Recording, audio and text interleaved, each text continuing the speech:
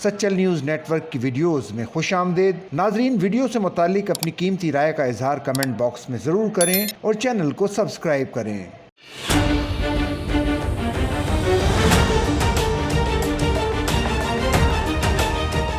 वज़ीर इत्तलात व सकाफ़त पंजाब अज़मा बुखारी का कहना है कि थिएटर की आड़ में सूबे भर में फ़ाहशी और यानी किसी सूरत बर्दाश्त नहीं की जाएगी। जो थिएटर फ़ाहशी को फ़रोग़ देगा, 3 वार्निंग्स के बाद ऐसी सरगर्मियों पर ताहयात पाबंदी आयद की जाएगी। रिपोर्ट के मुताबिक वज़ीर इत्तलात पंजाब अज़मा बुखारी की ज़ेर सदारत अल हमरा आर्ट्स काउंसिल लाहौर में कल्चर रिपोर्टर्स के साथ एक खुसूसी नशिस्त का इनेकाद हुआ, जिसमें DG पुकार तनवीर माजिद, ED अल हमरा तौकीर काज़मी और डायरेक्टर जनरल DGPR गुलाम सहीर शाहिद ने भी शिरकत की। इस मौके पर अज़मा बुखारी ने ऐलान किया कि थिएटर से मुतालिक नया कानून आइंदा हफ्ते मुतारिफ करवाया जा रहा है, जबकि पंजाब सेंसर बोर्ड को भी 2 से 3 रोज में असर-ए-नौ तश्कील दिया जाएगा। उन्होंने बताया कि अल हमरा लाहौर में जल्द एक फैमिली थिएटर शुरू किया जा रहा है और 17 अप्रैल को हुकूमत पंजाब की जानिब से कल्चर डे मनाया जाएगा, जिसमें वज़ीर आला पंजाब मरियम नवाज खुद शिरकत करेंगी। अज़मा बुखारी ने जोर दिया कि वो और पंजाब का हर शहरी